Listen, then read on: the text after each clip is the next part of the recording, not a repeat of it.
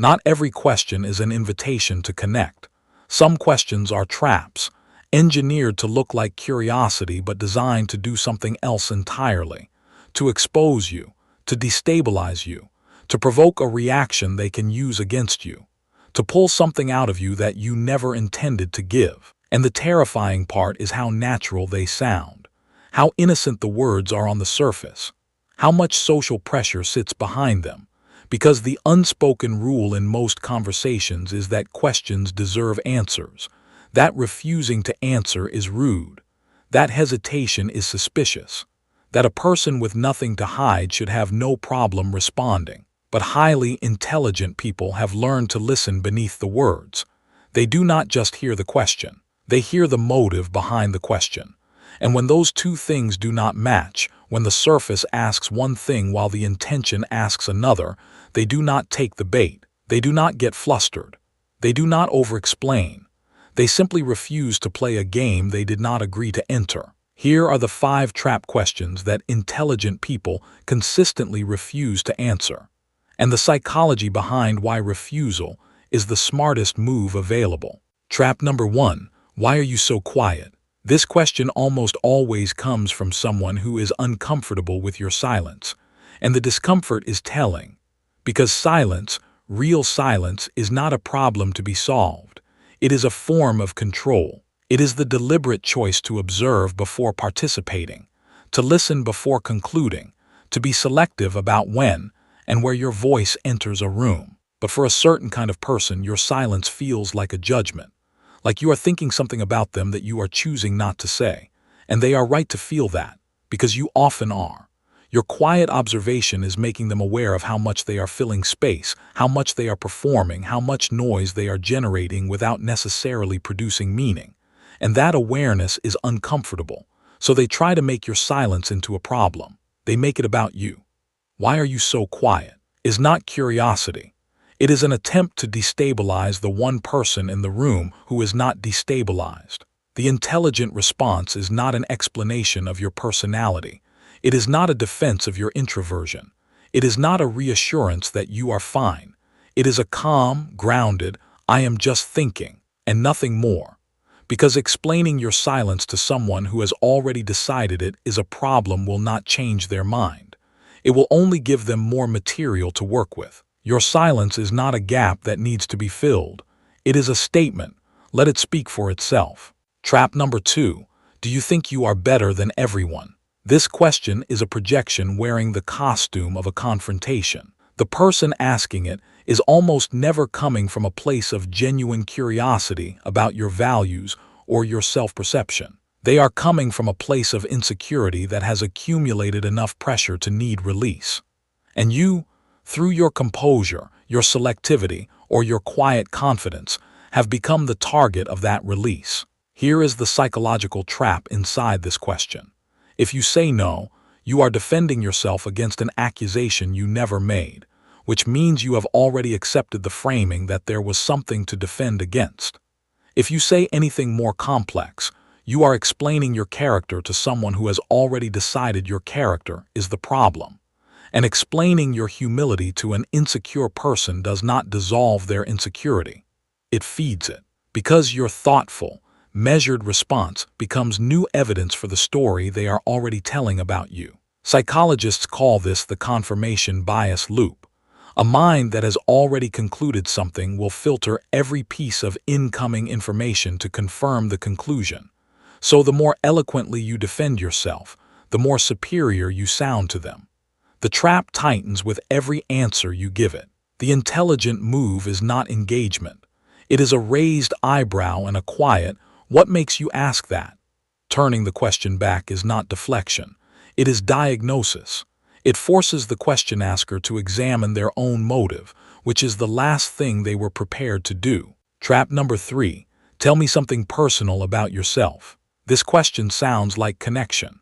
It is dressed in the language of warmth and openness and vulnerability. But intelligent people have learned to distinguish between genuine intimacy and a fishing expedition. Real intimacy builds over time through demonstrated trustworthiness, through reciprocity, through a track record of someone having held your small truths carefully before you offered them your larger ones. What this question asks for, often very early in a relationship or conversation, is unearned access. It asks you to skip the process of trust and hand over something private to someone who has not yet shown you what they do with private things. And people collect private information in very different ways. Some collect it to connect, some collect it to understand, and some collect it because personal information is ammunition, and they are the kind of person who likes to be armed.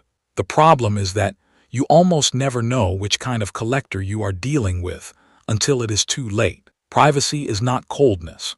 Privacy is not damage. Privacy is self-protection by someone who understands that intimacy is earned, not demanded. And the intelligent response to a premature request for your inner world is warmth without access. You can be genuinely kind, genuinely present, genuinely engaged in the conversation, while firmly keeping the door to your private self exactly as open as the relationship has actually earned. Not every person who asks a personal question deserves a personal answer. Knowing the difference is not paranoia. It is discernment. Trap number 4, whose side are you on? Drama, by its nature, requires an audience and it requires a jury. And the moment you become part of a conflict between two other people, there will be a moment when one of them, sometimes both of them, will look at you and ask this question. Not to understand your perspective, to recruit you, to convert your presence into validation for their narrative. This question is a false binary. It assumes that the only intelligent response to a conflict between two people is to choose one of them. But highly intelligent people understand that loyalty and truth are not the same thing, and that choosing a side in someone else's emotional drama does not make you a good friend. It makes you a tool that will be used for the duration of the conflict and discarded or resented afterward, depending on whether the side you chose won. The answer intelligent people give to this question is not a choice between the two offered options. It is a refusal of the framing. I care about both of you, and I am not in a position to judge a situation I only know one side of. This is not cowardice. This is the recognition that drama is a game with no clean exits, and the smartest way to play it is to decline the invitation before you are inside it.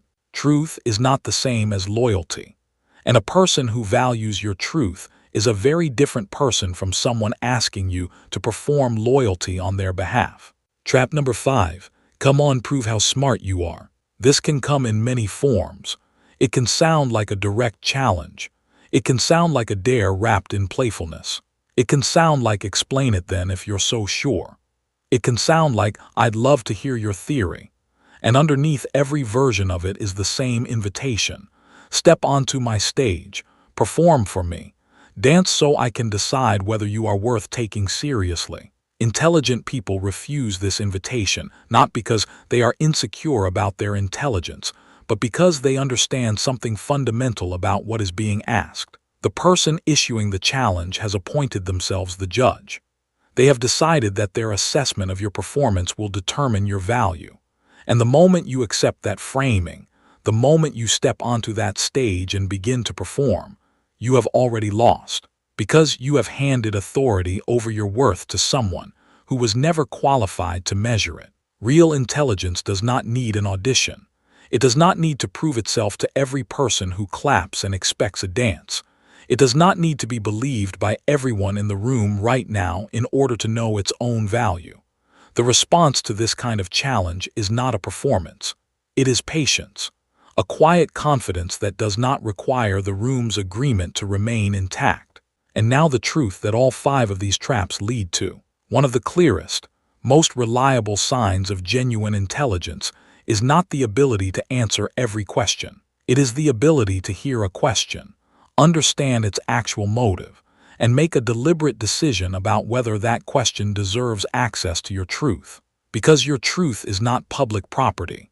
Your thoughts are not owed on demand. Your inner world is not available to anyone who phrases a question correctly and waits with expectation. The social pressure to answer, to explain, to justify, to respond, is one of the most powerful invisible forces in human interaction. And most people spend their entire lives obeying it without ever stopping to ask whether the question was worth answering in the first place. Intelligent people stop. They listen. They hear what is actually being asked underneath what is being said, and then they make a choice. Not every question gets answered. Only the ones that have earned it. That is not arrogance. That is not coldness. That is the quiet, unshakable knowledge that your inner world has a door, and you are the only one who holds the key.